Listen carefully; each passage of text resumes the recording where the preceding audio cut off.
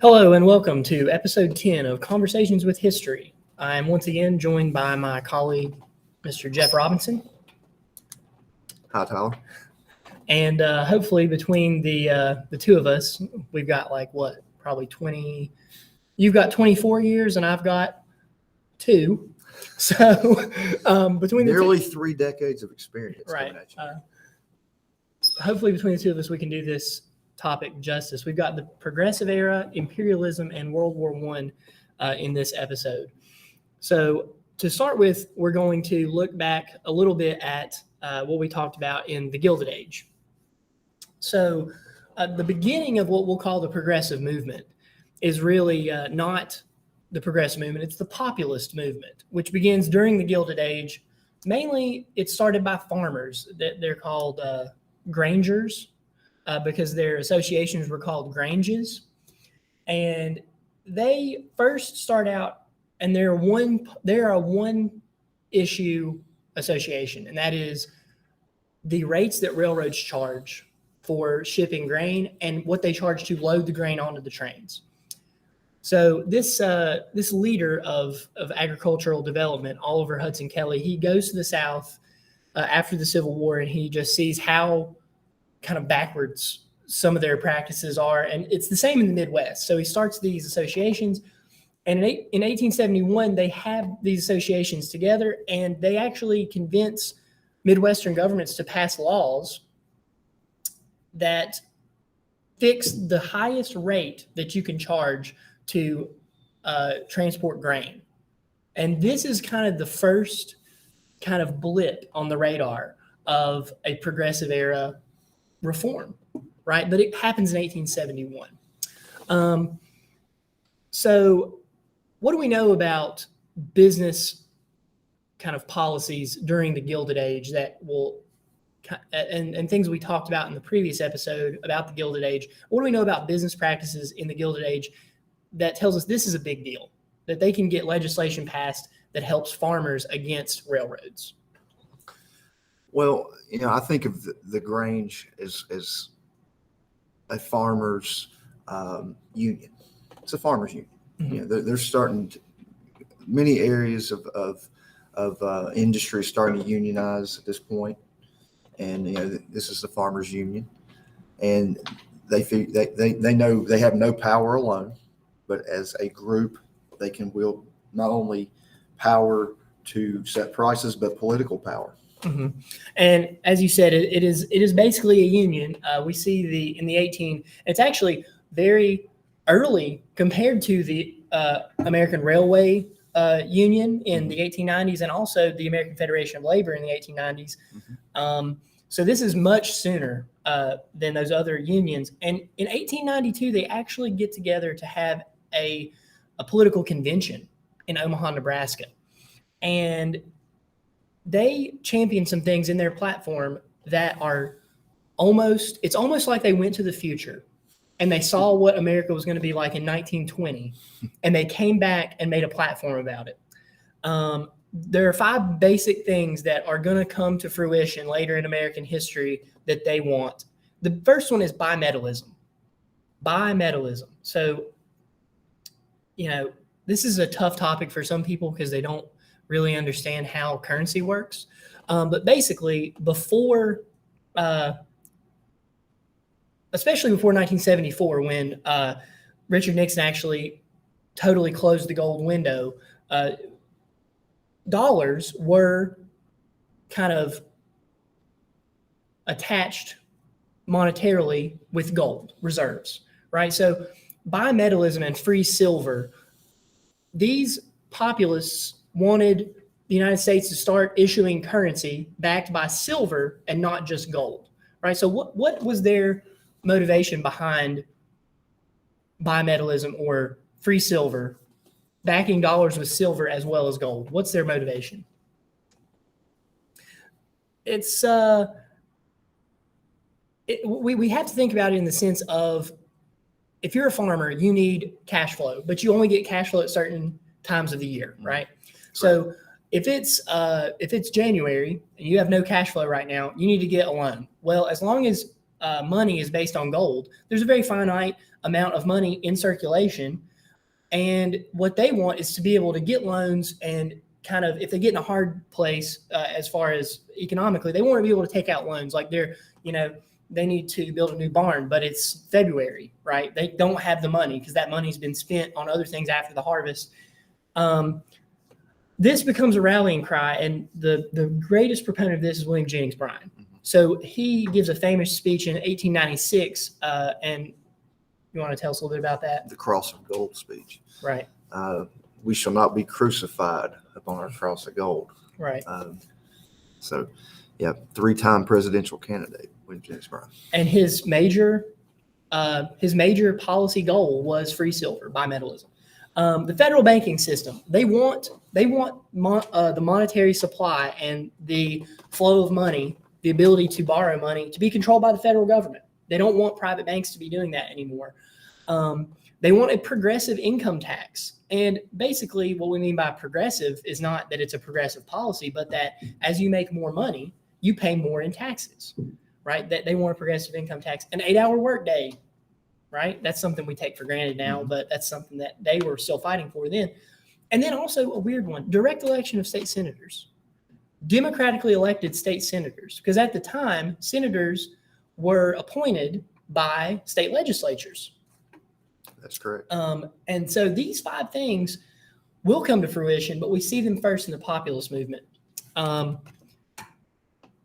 The next kind of big change in American life is that journalists start to focus on issues that affect normal people, and they start to focus on issues that they feel are areas of corruption, areas of American life that are kind of getting out of control because of the incentive for profit, right? So Ida B. Wells is probably one of the most famous.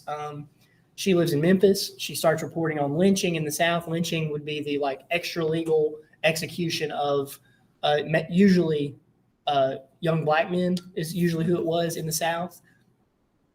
And she actually ends up co-founding the NAACP with W.B. Du Bois and a couple other black political figures.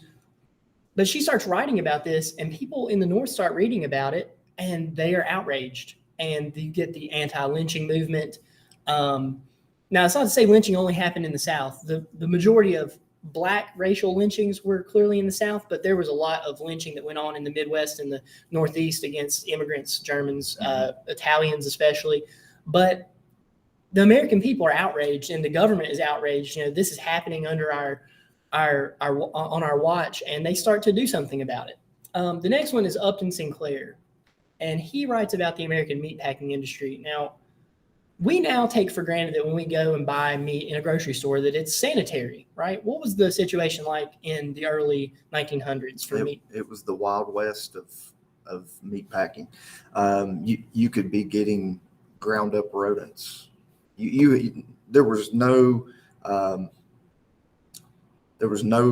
inspections, no cleaning standards for these meat packing plants. It was wide open. Right. And he goes into these places and he sees what's happening in these meat packing factories. He kind of goes undercover. Right. And it's the beginning of what we will call now investigative journalism. Yes. Right. Muckraking journalism. They were called muckrakers because they were out there stirring up the filth, yes. Right? Exposing the filth of the American underbelly of the economy and society to the public, right? So, and we'll talk about the impact of the jungle a little bit later when we talk about the triumph of progressivism. Jacob Riis, this is a big one. And during this module, you will watch a recreation of a speech that Jacob Riis gave in the city of New York in the early 1900s, along with the first presentation of his photographs. And he wrote How the Other Half Lives, about tenement life in New York, but his main impact was in photojournalism. That writing about it wasn't enough. He had to show people what it looked like when 10 people live in a room that's 10 by 10. And people were, outraged. Famously, his picture of Bandit's Roost is used in the opening sequence of the movie Gangs of New York. Just almost shot for shot, they try to recreate that picture. He talks about, how people have turned to alcohol as kind of an escape from just the harsh life that they have to live, and that there are these gangs of young men who live under bridges and drink beer all day, and then at night they go and they commit crimes. The idea of children who are just living in terrible, filthy conditions. They get no education. They work in factories where people don't really care about them. They're just kind of zombies, really, is kind of how he describes them. And this people take notice. And there starts to be reform in cities about how many people can live in a house, how many hours you can work in a day. And it really drives partially the prohibition movement for alcohol. And then finally, Ida Tarbell and her history of Standard Oil. Now, these are just 3 or 4 examples, but Standard Oil, we talked a little bit about it in the last module. But what did Standard Oil do differently? Why was Standard Oil such a whipping boy for the reformers, for the progressives? Well, it was a monopoly. I mean, they drove their competitors out of business, and she believed that was very unfair. She wrote about it in her Standard Oil history. Right, and she talks about how John D. Rockefeller basically went to these different oil refineries and said, you can join us or we can run you out of business, right? And this was considered just not acceptable. Also, the way they were doing it was they were colluding with railroads to get cheaper rates for their oil to be shipped. And that's how they were actually running people out of business, because the volume of oil that they were shipping, they could get a better rate with the railroad than the smaller refinery. And it slowly put all these other refineries out of business. And she exposes the kind of just cutthroat business practices, and public opinion turns against these monopolies, especially Standard Oil. People just start to see Standard Oil, American Steel, JP Morgan's banking empire. They start to see it as detrimental to the American way, that it is a direct attack on the idea of every man is created equal, that money is now determining that some people are maybe more equal than others, right? Robert Barons. Right. And, and in the last module we talked about, are they captains of industry or are they robber barons? Well, it depends on if you hate them or not, So another big change we're going to see in the progressive era is the idea of temperance. Now, this comes back up over time in American history. Before the Civil War, this was a big issue. What is temperance?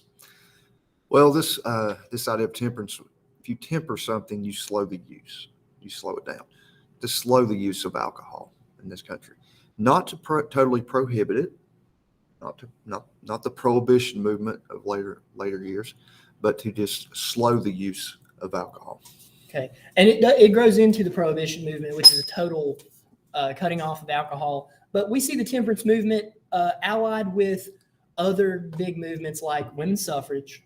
Before the Civil War, abolitionism was closely allied with the temperance movement. And it grows kind of out of the Second Great Awakening. And you get things like the Women's Christian Temperance Union and the Anti-Saloon League a little bit later. The Anti-Saloon League will end up being really what pushes America into prohibition. And they ally themselves very closely with these suffragettes. Suffrage, of course, is the right to vote. And early on in American history, we had these antebellum women's suffrage reformers like Lucretia Mott and Elizabeth Cady Stanton, who took part in things like the Seneca Falls Convention, but that didn't really get much traction, right? By the late 1800s, certain states are allowing women to vote in state elections, but on a federal level, women are still not allowed to vote. Susan B. Anthony is actually arrested for voting in the election of 1876, I believe. She casts her vote. She is promptly arrested, put in jail because it was illegal for her to vote. this fight for women's suffrage, along with the temperance movement of alcohol, comes to a head at the end of the Progressive Era, and we'll see that in a second. But it was a big fight because alcohol was considered in many ways to be associated with immigrant culture, and that Germans and Scottish immigrants and Eastern European immigrants were more susceptible to the evils of alcohol. And so that because you had this high concentration of immigrants in cities, you had this raucous, alcohol-driven crime culture. Now, that was what they believed. That was their argument. Of course, we know that alcohol is equal opportunity. It can affect anyone, but to them, it was it was partially tied to this immigrant problem. Another thing you're going to read this week about Jane Addams, she was not just a suffragist, but also she ran what was called a settlement house, right? She was a social worker. She was okay. So that was exactly what I was going to ask. What is a settlement house? It's kind of like it's a community center. Yeah. It offers services to people, daycare, help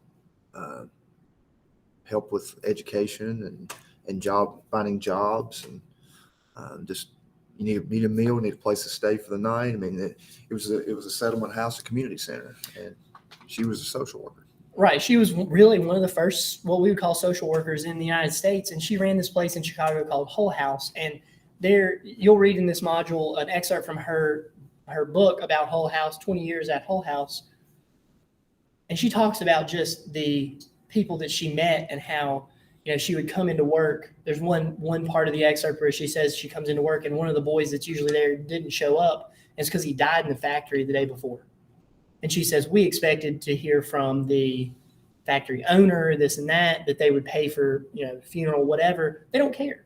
And it's when it really hit her that to these industrialists and to a lot of the politicians in these major cities, all these people just didn't matter. And so this idea that, yes, we are going to live in a society where these people matter is kind of at the root of this reform movement led by, in many cases, women who were concerned for orphan children, for these immigrants who didn't have opportunities to create communities because they were just constantly being trodden down by the system that was set up in these cities. And we see women take a large role, just as we saw them take a large role in abolition before the Civil War. So we do see a lot of these things come to fruition. We see a lot of this stuff actually happen. So Teddy Roosevelt and William Howard Taft, they use the Sherman Antitrust Act to bust up two of the biggest monopolies in America, Standard Oil and American Tobacco, both dissolved in 1911. Now, we know that these companies keep coming back. Standard Oil is now, Exxon and Mobil. It's part of Standard Oil was bought by BP. So it's still around, but they broke up these large companies. Due to the publication of the Jungle by Upton Sinclair, we get the Pure Food and Drug Act of 1906, which gives us the Food and Drug Administration, right? So what does the Food and Drug Administration do? Well, the FDA regulates, it sets standards that all food and drugs have to accommodate to before they can be sold to the public. Right, and before that, it was wide open. I mean, we were giving our children narcotics to put them to sleep and to quiet their crying. Right. There was nothing, no safety standards. No government regulated safety standards that industries were held to really in any way, but especially in food and medicine. The Hepburn Act, this is one that kind of gets overlooked sometimes. It strengthened the Interstate Commerce Commission, and it did something that people thought was impossible. It expanded that Granger view of that we can't allow these monopolies of railroads to exploit us, and it actually set maximums and minimums, right? Because it saw that these larger companies were getting such a low rate that they could put other companies out of business because their freight charges were so low that it set minimum standards for how much a railroad could charge a company, right? So that the railroads and the companies couldn't collude or conspire to put other people out of business. And this really strengthens the federal government's ability to curb kind of collusion among businesses conspiring to put other people out of business. The Clayton Antitrust Act is just a kind of a reauthorization of the Sherman Antitrust Act. It makes it a little bit stronger. It cut out a lot of the loopholes that were the Sherman Act was so vague. Companies found ways around them. It kind of takes those loopholes away. Right, and we talked about in our previous episode that most of the Supreme Court cases that came up under Sherman were total failures for the U.S. government. Then we get to the Federal Reserve Act, right? So the Federal Reserve Act, this is what those Grangers were talking about in 1892, federal control of money. The federal government now, after the Federal Reserve Act, the federal government controls the supply of money and the banking policy in the United States. And this ensures more fair practices for people who might not be able to get a loan, for people who are in need of money, liquid money, but can't get it, right? And then we get to these constitutional amendments. And now these happen a little bit later, and they happen under the Wilson administration, Woodrow Wilson being probably the apex of the progressive movement. So federal income tax, right? Before 1913, nobody paid a dime in federal income tax because it didn't exist. Direct election of state senators, right? This was seen as a democratization, right? What do we mean if we say that the 17th Amendment was an effort for democratization? Well, before this time, from the time the Constitution was written, senators were chosen by state legislatures. It was not, the people did not have direct control over who their representatives would be. Mm-hmm. And this was not a very democratic way of doing things. The progressives were about bringing the power back to the hands of the people. Right. And so, for instance, in a state like Virginia, we have a representative body in Richmond that is dominated by the Republican Party. Mm-hmm. We have a Republican governor, but 2 Democratic senators, right? This would not have happened before the 17th Amendment. It was impossible to have a Republican House of Delegates and a Republican governor and then 2 Democratic senators. It was just something that couldn't happen. And it kind of created more of a balance of power within the government. Yeah, before then, it was a very indirect form of democracy. You were still, your representatives were selecting, but it wasn't the same. Right. Of course, the 18th Amendment in 1919 comes to fruition, the temperance movement, right? The temperance movement, which turns into the prohibition movement with the Anti-Saloon League, finally wins out. And the sale and consumption of alcohol is banned in the United States, something that people thought would never happen, right? Correct. And, both the 18th and 19th Amendments will be the culmination of over 75 years of efforts on both parts. But really, when it comes down to it, a little thing called World War I had a lot to do with those being passed. Right. And just a little bit of a factoid, a fun fact, Prohibition was still in effect in Mississippi until the 1960s. They did not repeal Prohibition until, I believe, 1966. So, I mean, the temperance movement and Prohibition had long-lasting effects, and still up into the middle of the century, there were places, and your own town may have laws regarding, the sale of liquor. Like you might be able to buy beer, but not liquor in your town. That is a consequence of this Prohibition movement. They referred to them as blue laws. Blue laws, right. And also that, these Sabbatarian laws that, like in Virginia, in North Carolina, liquor stores will not open on Sunday, right? An effect of the, it was called the Women's Christian Temperance Movement, this idea of these Sabbatarian, referring to the Sabbath, to Sunday, that you're not going to buy liquor on Sunday, right? It's a very, to us, it might seem odd, but to them, all those things went together. Christianity, kind of evangelical Christianity, prohibition of alcohol, things like that. The women's right to vote is the last of the great progressive constitutional amendments, and it's something that changed American politics. Before 1920, politicians didn't really have to appeal to 50% of the population. All they had to do was appeal to the male vote. after 1920, you then had to get into, if you're a politician, you had to get into the mind of the normal American female and decide what they were going to want to vote for, right? And that changes politics forever. It's something now that you hear just commonly on television, well, so-and-so lost their election because they didn't appeal to suburban women, right? That's just something that didn't go through their mind. Well, with everything that went on in the last presidential election, 2020, I think the one thing that was really lost in that election was it was the centennial of women's right to vote. Right. The 19th Amendment, the 100th anniversary, which should have been more significant than it was, I think. You hardly ever heard about that. Yeah. All right. So at this same time, going back to the 1890s, all these domestic changes are happening, all these kind of political changes within the United States. But at the same time, on the world stage, the United States is really starting to take a more muscular approach, especially under the administrations of William McKinley and Theodore Roosevelt. So the big one that really kind of catapults America onto the world stage is the Spanish-American War.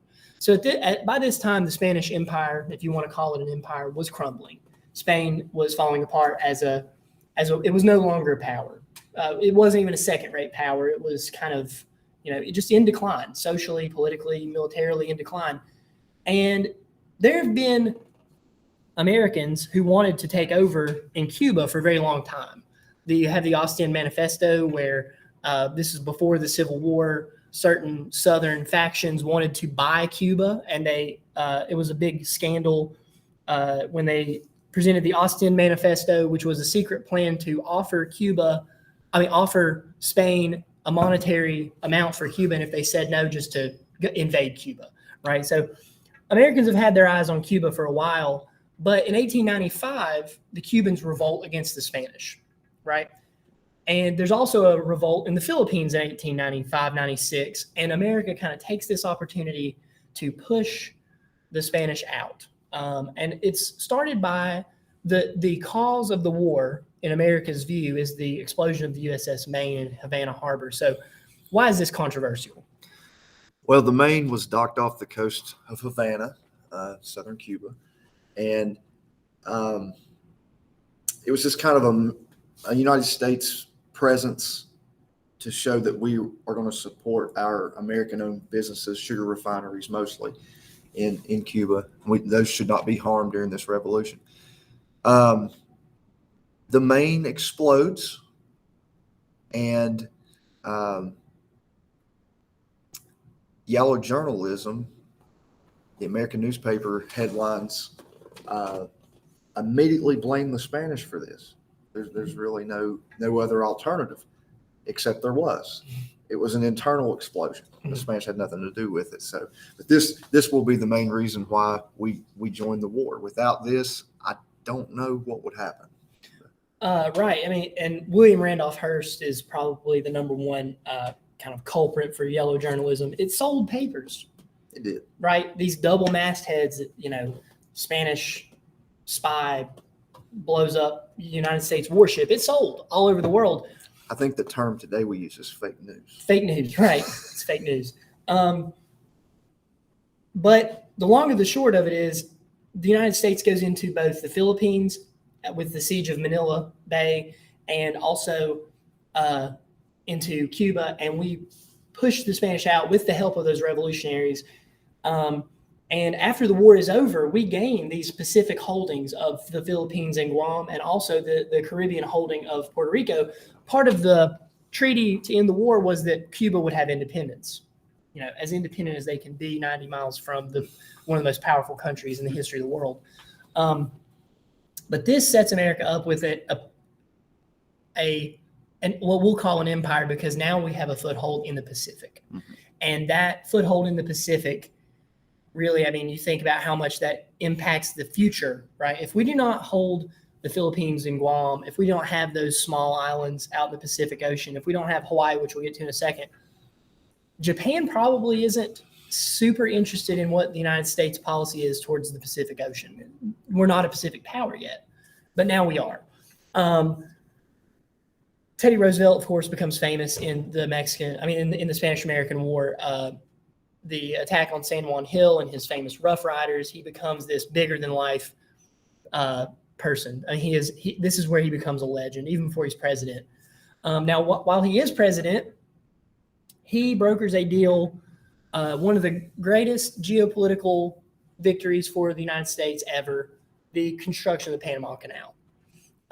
The French had been trying to construct a canal in Panama for years. They went bankrupt. The bankruptcy of the Panama Canal project in France almost bankrupted their entire country. I mean, it was an untold amount of money that they had put into it. The guy who built the Eiffel Tower, Gustave Eiffel, he was actually involved in it, and he went bankrupt.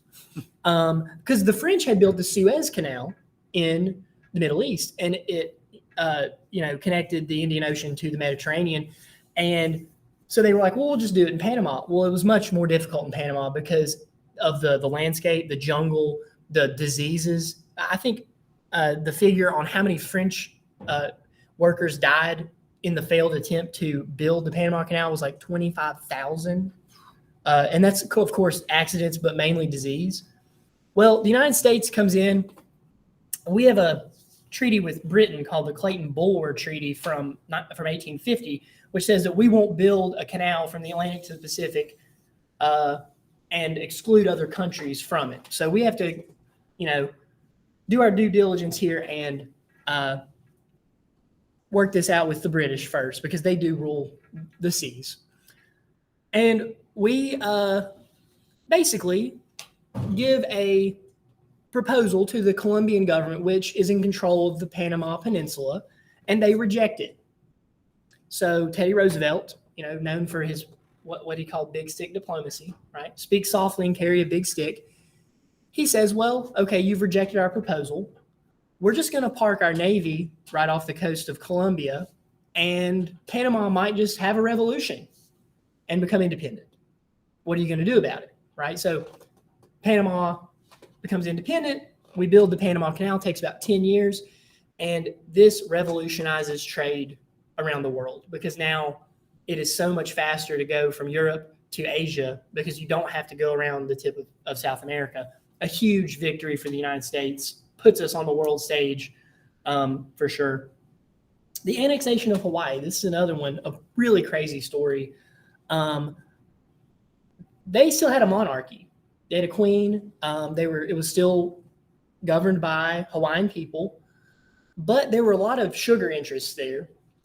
And there was also a lot of agricultural interest. And basically, these American colonists of Hawaii forced the Hawaiians to sign what's called the Bayonet Constitution, where they take over Hawaii. And one of the guy who becomes the first president of Hawaii is named Sanford B. Dole, right? If you've ever eaten a pineapple, you probably noticed the sticker on it said Dole, right? One of his relatives, James Dole, would actually come to Hawaii after the annexation, and he would create Dole Pineapple Company. And this annexation of Hawaii is another example of American imperialism. Finally, the open door policy with China. China is a huge market for goods, just as it is today. Now, at this time, China wasn't necessarily producing the goods, they were buying the goods. So America is afraid that Europe is going to take China and chop it up like they did Africa, and we're going to be cut out of the deal, right? So the Secretary of State has this idea called the open door policy, where we all agree China will be open to trade for everybody. Well, there's a rebellion in China, and the United States is afraid that the European countries are going to take this opportunity to cut up China after the rebellion, overthrow the government, and just make it a colony of these different countries. Germany has an interest. Of course, Britain, France, all these different countries have an interest there. Well, the United States, for the first time ever, allies with European countries to go into China, send Marines, and put down the Boxer Rebellion. And we're fighting beside Germans and British and French soldiers. And this is the first kind of coalition military force that the U.S. government ever involves themselves in. And it really puts us on the world stage. with this incident in China, the Boxer Rebellion. So America, changing domestically, but growing as an empire as well overseas, and growing our interests overseas. Now, this is a topic that the fact that it's fit on this one slide of this PowerPoint is, it's probably wrong. But we're gonna attempt to tackle this in a way that does justice to the event and also focuses on American history. So, the beginning of the 19th century in Europe. Give us what's happening in the 19th century in Europe that is causing so much tension. Possibly let's start with this. What was the scramble for Africa? What's happening there? Well, there's imperialism is causing rivalry amongst countries, and countries are scrambling in Southeast Asia and Africa and other parts of the world to take over colonies. And like I said, this is going to be one of the major causes of what will later become the First World War. Right. So we have all these rivalries, right? Britain and Germany have a big rivalry because of Germany's growing naval power.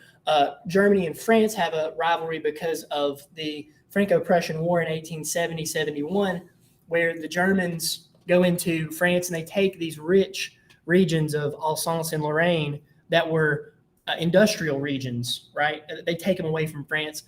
Germany is bullying everyone on the continent at the time.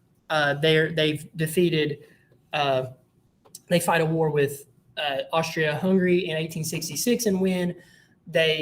After that, they formed the German Empire. This in the heartland of Europe, they formed this large German empire. France is needless to say, scared of Germany.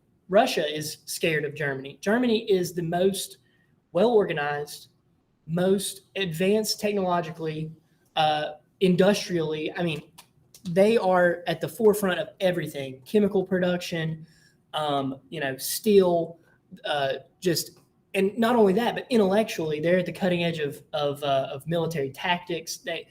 They are the spearhead of this kind of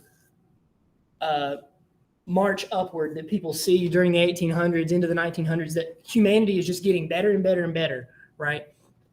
So in 1914, a little event happens that really doesn't really, people in America, people in Britain even, probably couldn't even point to the city on a map where this happened. It happens in Sarajevo, which is in modern-day Bosnia. And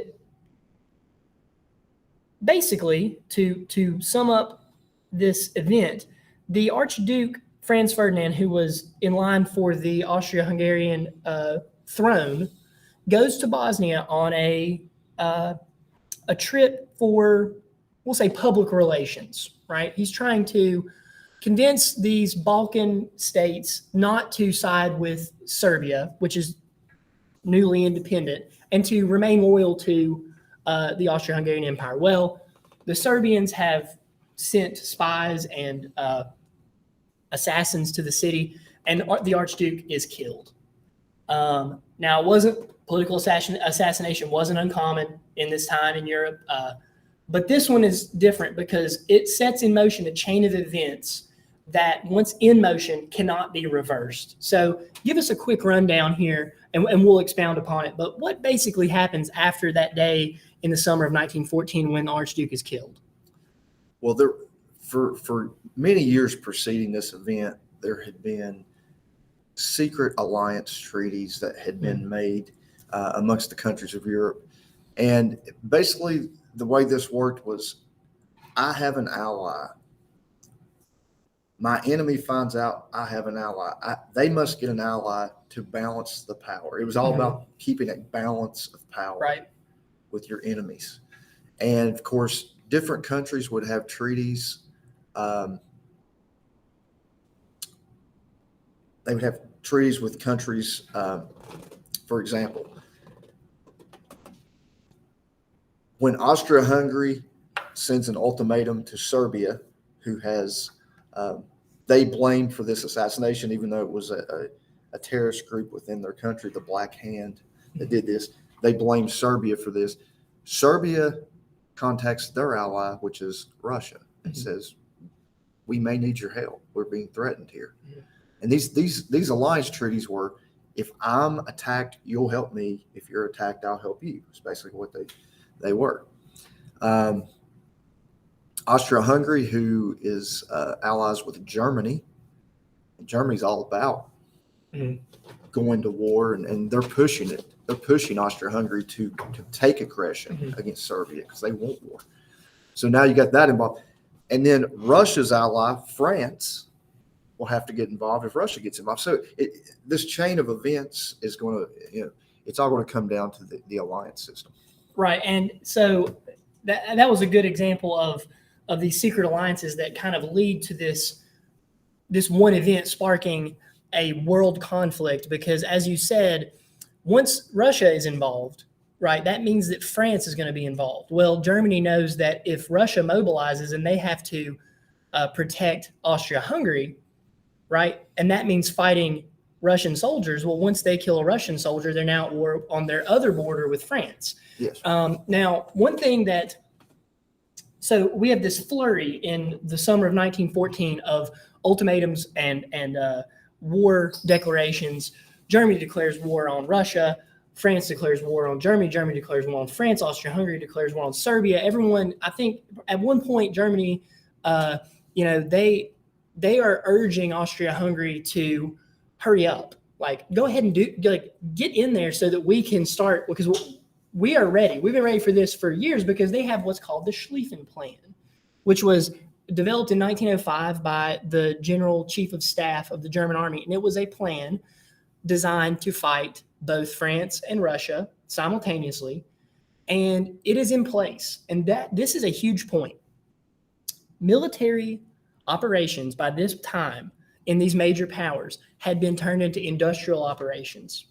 They were timetabled out, as in the German Chief of Staff and the German Central Command knew exactly how many troops could fit on a certain railway line and how many troops they could send to a certain town in Belgium in a certain period of time, right? It was all on charts and tables. And once it started, once those soldiers were on those trains, it couldn't be stopped.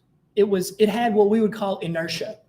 Once it got off the ground, there was no stopping it, right? So once those trains are rolling, once Germany decides that they're going to go ahead with the invasion of first Belgium, which brings Great Britain into the war, because Belgium was a neutral country and their neutrality was ensured by Great Britain, there's no stopping it. And it's like this slow motion car wreck that brings Europe to its knees, really.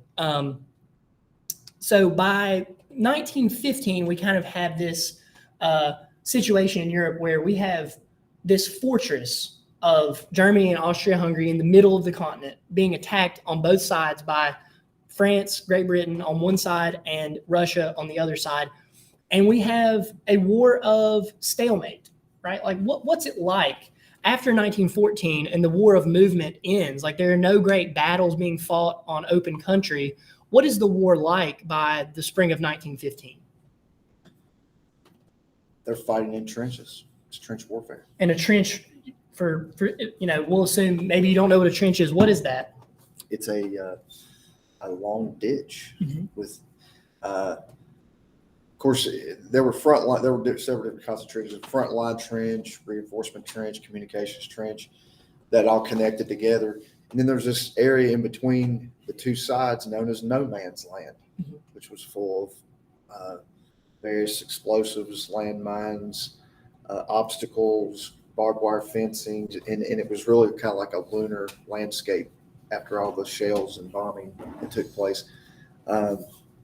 So that's what we have. And when people think of the First World War, that's the images that usually come to mind. Right. And that is mainly on the on the Western front. The Eastern front is a little bit more dynamic with the Germans and the Russians and the Austro-Hungarians kind of being engaged in a war of movement with more large maneuvers and less stalemate. But The Germans have a decided advantage in the beginning of the war, basically because of the technology that they've created.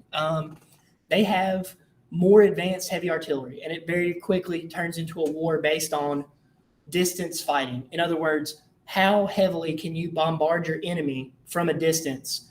And the Germans have the upper hand in that. And offensive means of fighting, attack, becomes almost lunacy, right? Attacking a entrenched opponent with artillery that's sighted in to creep along the battlefield as the enemy approaches, and machine guns. What happens to the British in 1915 and the Germans and the French in 1915 when they attempt to attack these positions that the Germans have set up? It's bloodbath. Right. It's bloodbath. Record numbers of men are dying on the battlefield in short periods of time. So yeah, it's the mechanization of war. And I've heard it described as many of the soldiers that fought in, and you will read during this module an excerpt from Ernst Junger's Storm of Steel. And of course, he was a German, but he gives this, the chapter you're going to read is called Trench Warfare Day by Day. And he gives this account of, it was totally random. You'd be talking to somebody in the trench and you're totally safe, you think, and then you walk away and you just hear an explosion and that person's dead. And you never saw an enemy. You never saw a British soldier. The British never saw many times the German soldiers. They just knew that there was somebody, maybe 1,000 yards away, a mile away, loading a gun, firing it, and then that shell was landing on their head. It became a war not of men against men, but men against metal machines. And that's why I think Junger called his story, his memoir of the war, Storm of Steel. It becomes a war that's going to be determined by who can produce the most munitions, right? And Germany, while it's a stalemate, Germany has significant hope for the future, because once they vanquish Russia in 1917, they can turn the full force of their army that was holding the Russians in check towards the French. And when the Russians pull out of the war after the Russian Revolution and the Treaty of Brest-Litovsk, the French and the British are very concerned, because they know that frees up so much of this German army that was in Russia. And that army was incredibly successful in Russia. Fighting the two-front war was their downfall, but like I said, they almost succeeded even with that. Mm-hmm. And so 1917, the Germans are like, okay, we can now bring in these seasoned troops from the Eastern Front. But what happens that kind of puts an end to that hope? The United States will get involved. Right. The United States has stayed out of the war. Woodrow Wilson runs in 1916 on the platform of, he kept us out of war. That's his slogan. That's his campaign slogan, is he kept us out of war. What are the things that bring the United States into this war? Well, it's not as simple as we talk about World War II. Mm-hmm. Most Americans, even not history people, could tell you what brought us into World War II. World War I is not that simple. There's a series of things that happen over a period of time that just make it impossible for us to stay out. Mm-hmm. Even things that typically we wouldn't even think twice about. Yes, we'll go to war over this. We still stayed out. Mm-hmm. And there will be a series of things. Most of it involves Germany's refusal to respect our claim to being neutral. Right. Now, was it a fair claim that we were neutral? We were definitely helping mm-hmm. Germany's enemies. Right. They were just paying for the stuff we were giving. Right. But it basically came down to this: can Germany allow the United States to supply their enemies just to keep the United States out? And when it came down to it, no, Germany has to stop that if they're going to win this war. Right. And it comes down to one of the major issues is unrestricted submarine warfare, that the Germans, in a move of desperation in 1916-17, feeling the crunch of the British blockade of German ports, unable to get resources into their country from outside of Europe, they say, look, we're going to unleash these new U-boats, these submarines, and we're going to indiscriminately sink any ship that we suspect is carrying any supplies that are going to be taken to Britain. And basically what this tells Americans is, if you're on one of those ships, you go at your own risk. And that they actually put out advertisements. Those shipping companies put out advertisements that said, go at your own risk. William Jennings Bryan actually tries to get, because he's Secretary of State at the time, he tries to get American shipping lines to tell people, hey, don't go on these boats. If you go on these boats, you might be killed. They refuse. Woodrow Wilson refuses to do anything to help him, and he resigns as Secretary of State. So this unrestricted submarine warfare is playing havoc with the American ability to trade with Europe. And we can't afford it. We simply cannot afford to not be able to trade overseas. The second thing is the Zimmerman telegram, right? So explain that to us. Okay, Arthur Zimmerman. He was a German ambassador in the United States, and he will send a telegram to Mexico, written in code, proposing a German-Mexican alliance. They want Germany to join the Central Powers and fight with them. And what they want is they want Mexico to invade the United States, to keep the United States, the attention of the United States in the Western Hemisphere. Do not let the United States come west and join the war, because it's going to happen. Germany at this point, this is the end of January 31st, 1917. At this point, Germany knows they're going to be sinking American ships. America will enter the war, but they want America to remain on their side of the world and not join the war in Europe as long as possible. Basically, this telegram will, along with the proposal of a German-Mexican alliance, will also, Germany says, once we're done finishing off the Allies in Europe, we will come help you finish off America, and we will return to you the territories that America stole from you in the Mexican-American War, which would have been the American Southwest, Texas, Arizona, New Mexico, California. That will return that land to Mexico. Mexico never seriously considers this offer. Right. So the Zimmerman telegram, there's a little bit of historical debate about its, of course, its veracity, whether it was real or not. But it is a factor. If it wasn't real, it was taken seriously by the American public. So all these things kind of come together. The sinking of the Lusitania is often cited as a reason, but it happens in 1915. If that was going to be the reason that we went to war, we wouldn't have waited 2 years. It really comes down to those economic interests in Europe. We cannot allow Europe to just fall into perpetual war in which we can't trade. Well, another thing is by this point in time, $11.5 billion have been loaned to Europe, right? Which they in turn use those loans to purchase American supplies from the United States. If the Allies lose this war, we get none of that back. Our investments are lost. It'll be an economic killer for our country. So yes, I agree. Mm-hmm. Economic interests are right. So on the list. We have this stalemate in Europe. The Eastern Front is closed by the end of 1917, early 1918. The Italians have opened a front with Austria-Hungary in the south, but the Germans are really able to focus their army on the Western Front in France by the end of 1917, early 1918. And just as the American troops are getting to France, the first American troops are getting to France, is when the Germans begin to plan their final 1918 offensive that is supposed to be the last stroke that buries France.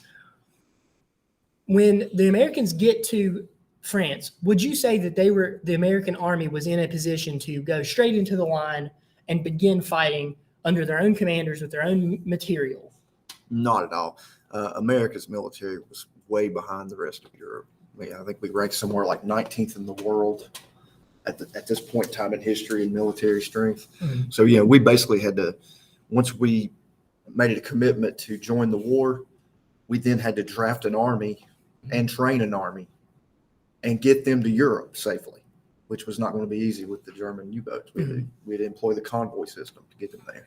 So it's going to take a while for America's might to show. Right. And by the time we get there, as soon as these troops start arriving, the French and British commanders are like, yes, we're, replacements, reinforcements, send them in. And General Pershing, who is in charge of the American Expeditionary Force in France, he says, no, my men will not fight under French commanders. They won't fight under British commanders. When we go into battle, we'll go in as an American army under American command, and we'll fight together as Americans. And this is something that the American people are on board with. The French and the British are a little bit angry with the Americans because they're like, this, you don't understand. We've been holding back this flood for 4 years now, 3.5 years. We're about to break. We need you now. And Pershing just flatly refuses to go into battle until the American army can be massed and sent in as an independent, quasi-independent army. But of course, once the American army gets into battle, they're incredibly successful. Yeah, I would agree with that. And, the unintended consequence and the timing of things as it would happen, a worldwide pandemic is going on at this time, which is going to devastate the troops in the trenches. And that too has a lot to do with the timely into the war after America arrives. Right. So America in the war loses around 100,000 casualties. At the time, not even close to what America experienced in the Civil War. I mean, the Civil War was just unimaginable. I mean, compared to the amount of people living in the country, the Civil War is still just an unimaginable loss when you compare it to the total population. 100,000 casualties, you think about that, that's a lot, right? That's a lot. But then you look at a country like Germany that suffers 5-6 million casualties. You look at a country like France, which has a population not even close to that of Germany, that suffers 3 million casualties. These countries, the youth of these countries was obliterated. Germany, France, and Great Britain especially, the youth of their country was completely obliterated, and they become known as the lost generation. And we get these writers like Robert Graves, Siegfried Sassoon from Great Britain. We get famously the author of All Quiet on the Western Front, Erich Maria Remarque from Germany. And of course, the American lost generation, Hemingway and F. Scott Fitzgerald and T.S. Eliot. This war had a huge effect on the psyche of the world.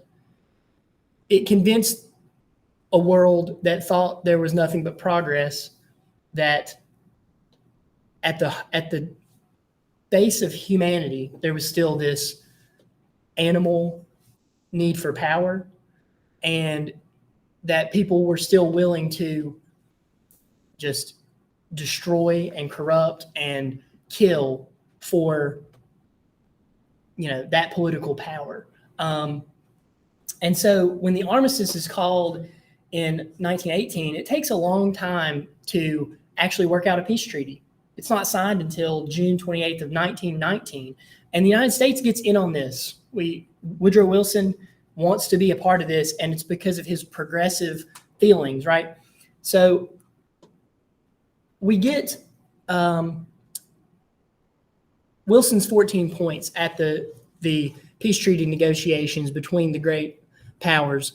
after World War I, the signing of the Treaty of Versailles. And Wilson, I see the 14 points, Wilson's 14 points, as the climax, the very summit of progressive ideology, which grew out of the populist movement up through the muckraking journalism and this want for equality and reform. The 14 points are that ideology on a world scale, right? Yeah, Wilson comes there with the goal of, he doesn't want the United States to seek rewards from this, and he encourages the other European countries, let's make a permanent peace and not worry about what we get because we won. Of course, that's easy for the United States to say. We weren't there nearly the amount of time the other countries were, and we didn't lose nearly what they lost. So he's not going to be successful with that. Right. So the 14 points, actually, I see the rejection of the 14 points by the Treaty of Versailles great power negotiators, and also the rejection of the League of Nations by the United States Congress as kind of the end of the progressive era. Right. They've said, look, we've brought it this far. That's far enough for now. Right. We don't really see more progress in those areas until the Great Depression.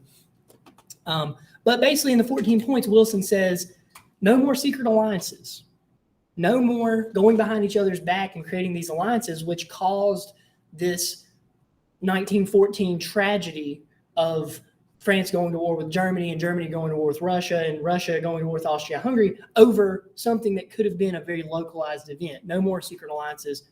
Freedom of the seas and freedom of trade. This is a big one. He says we need to make the seas safe for trade, right? Just like in a second, we'll hear another thing we need to make safe. He says we need to work together and make the world an easier place to trade, because that's how we bring people out of poverty and make people wealthy, right? And we don't want to hinder each other. We want to help each other. Now, the next one is his goal of making the world safe for democracy, right?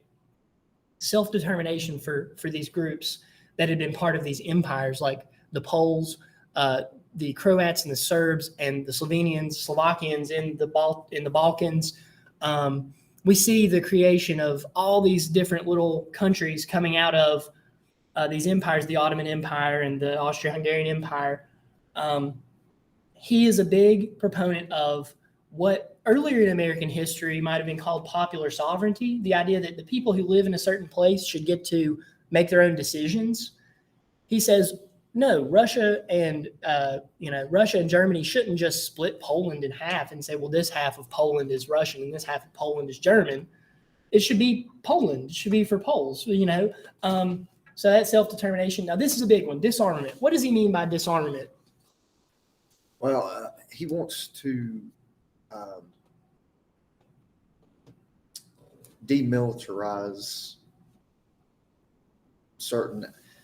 He wants to reduce your military to what you need to defend, because the militaries had gotten way beyond that. Right. They had been threats to each other instead of just have what you need to defend rather than go on the offensive. Right, because the big thing that happened before World War I that just scared, especially Germany and France, they basically entered into an arms race, and not only an arms race as far as like who could create the most effective killing weapons, but also who could create the largest strike force, right? So they have these huge armies where Germany mobilizes 3 or 4 million men within 2 or 3 months in 1914, a number that was unimaginable up to that point, a number that, in the Civil War, the greatest strength of Lee's army would have been what?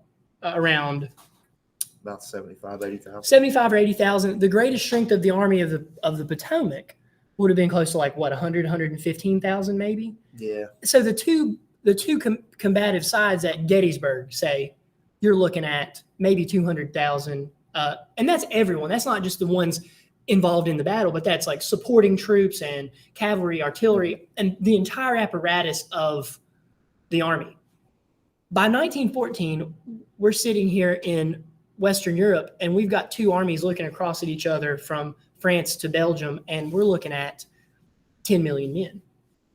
that's just a number that's so great that we can't really imagine the difference. And that's what he means by disarmament, not only getting rid of Navy ships, like the German Navy is scuttled, the German Navy ceases to exist, but also, why do you need an army of 3 million men on your border if you're not going to invade another country, right? The final thing is the formation of the League of Nations. This will be what he sees as the way that countries can come together and solve their problems without fighting wars. It'll basically be a diplomatic kind of group that will come together from each country, and if they have a dispute, they'll get arbitration from the other countries so they don't have to fight. Yeah, and this is one of the problems he attempts to solve. Take away the secret alliance treaties, which create a balance of power. The League of Nations will create a community of power. Mm-hmm. Everyone will be on the same side. If anyone wants to go against the League, they'll have to deal with everyone else. Mm-hmm. Community of power. Right, and just quick look ahead here. The League of Nations eventually will fail, right? And partially that failure is many people attribute that failure to the lack of the United States joining the League of Nations. But of course, later on, just a glimpse into the future here, when Italy invades Ethiopia, the League of Nations does nothing. When Japan invades China, the League of Nations does nothing, and the Japanese, delegate from to the League of Nations basically says, "We're going to invade China. There's nothing you can do about it. See ya." And he walks out. And it is shown to be a organization that had no teeth. Definitely. So Congress and the Allies both reject the 14 points. Wilson will not give up on it. He continues to just pound these 14 points as long as he can. He goes on a speaking tour around the United States when he comes back home in 1918, kind of trying to convince the American people of the 14 points. And this is when he kind of has a stroke and he's incapacitated for the rest of his presidency. So he doesn't really get much done after that. And the end here we'll end with Germany is forced to admit that they were guilty for the war. Article 231 of the Treaty of Versailles says that Germany alone was the perpetrator of the actions that led to and sustained World War I. And we'll force them to pay massive reparations to right. Britain and France. Reparations that they can't afford. They were effectively unlimited reparations. Mm-hmm. This is one of the key starting points that most historians point to for the formation of the Nazi government. The idea that this German guilt clause was so kind of problematic for the German people that they couldn't let go. And it led them to down the path of fascism. And well, Wilson's idealistic 14 points was about permanent peace, creating a permanent peace. They were rejected, and the other Allied countries drew up a treaty of revenge. Mm-hmm. And that sowed the seeds for the next war. Right. And they believed that they could so totally deprive Germany of military means and keep them in subjection, right? That they could basically make Germany a client state of the other Western powers. And they see very quickly that they don't have the will to do it. And the Germans do have the will to rebuild. And it's fueled by this this hatred of the Versailles Treaty in many ways. So World War I is kind of a prelude to the Second World War, which we'll get to later. But in the end, it catapults the United States onto the world stage as a world power, and people see the might of American industry, the might of American manpower, and the almost limitless kind of spirit for progress that the Americans have. And that's something that the French and the British would say about and even the Germans would say about the Americans, that they just had something about them during the end of the war that nothing got them. They would say, nothing gets them down, that they feel like they're here for a reason and there's progress to be made. And it's kind of that American spirit that we think of that will continue on through the 20s. But hopefully, after listening to this podcast, you will be able to interact with the resources that you're given a little bit better and have some context for those resources, and they'll help you with your learning assignments throughout the week. Until next time, this is Mr. Tyler Pierce, your host, and I'm once again joined by my astute colleague, Mr. Jeff Robinson. Thank you for coming in and being with us. It's my pleasure. Thank you. We'll see you next time.